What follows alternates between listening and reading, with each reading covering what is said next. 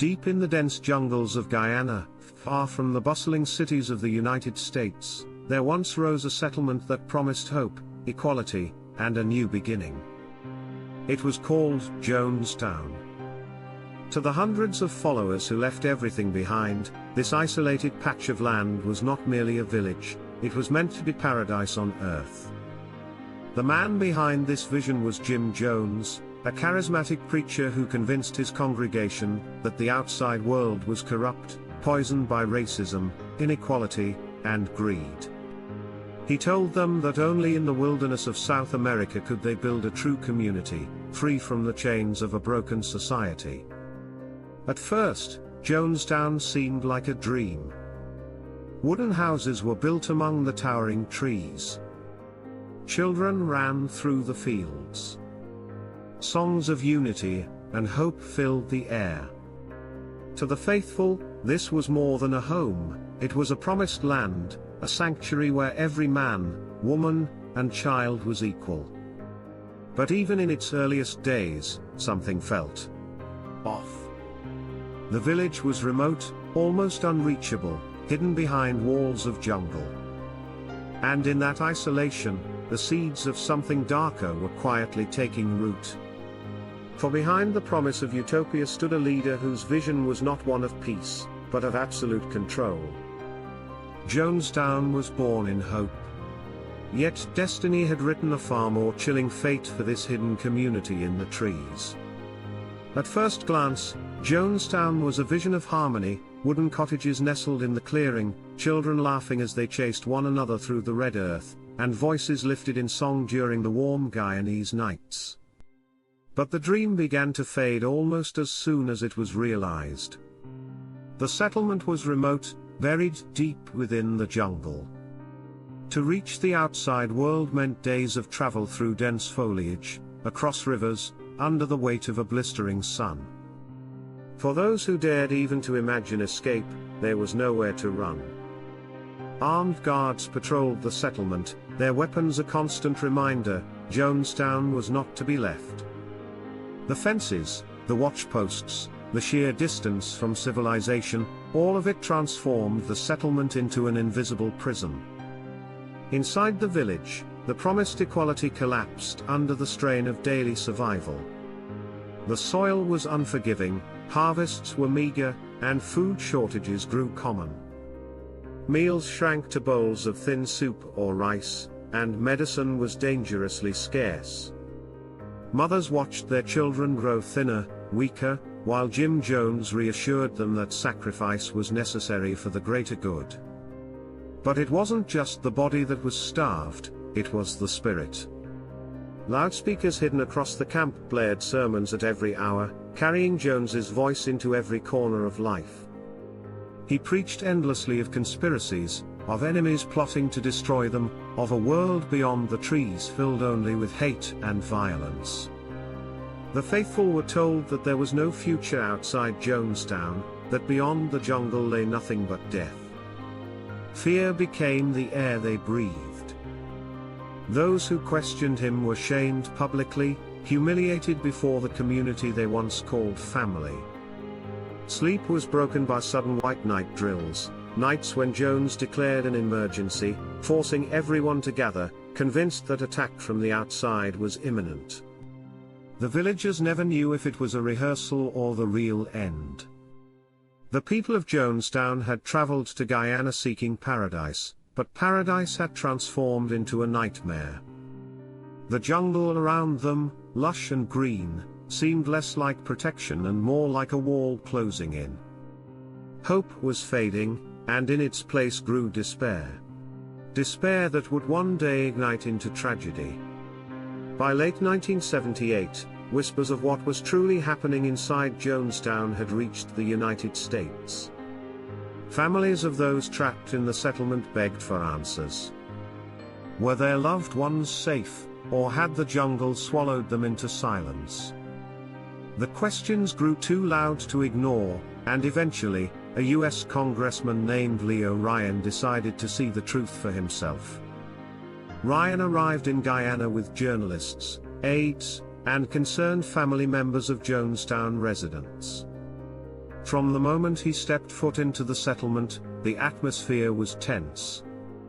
At first, Jim Jones and his followers welcomed the visitors with smiles, rehearsed songs, and words of loyalty. Children waved. Adults spoke of community, peace, and unity. On the surface, it seemed like paradise. But cracks began to show almost immediately. During private conversations, villagers slipped desperate notes to reporters and aides, begging to be taken away. "Please get me out," one note read, hastily scribbled and hidden in a hand. It was clear, many wanted to escape, but they were too terrified to say it aloud. As Ryan prepared to leave, a small group of defectors gathered courage and joined him. They saw this as their one chance to break free. Yet, Jones's paranoia exploded. He saw betrayal everywhere. His grip on the settlement was slipping, and he was not about to let it go. When Ryan and the others reached a small airstrip to board their planes, the nightmare began. A truck filled with Jones's armed guards roared into view. Without warning, gunfire tore through the humid jungle air.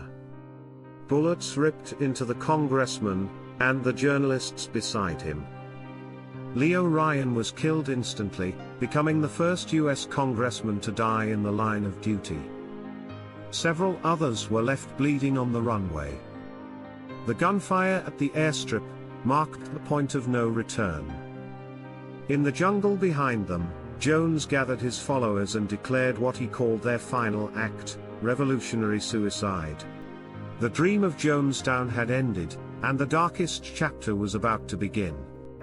November 18, 1978. The air in Jonestown was heavy, thick with dread. News of Congressman Ryan's murder had already sealed the community's fate. Jim Jones gathered his followers in the central pavilion, the heart of the settlement, and spoke with a voice both commanding and broken. His words were chilling: "The time has come. We will not be captured.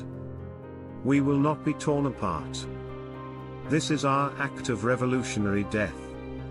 Large metal containers were brought forward, filled with a deadly mixture of fruit-flavored drink and cyanide.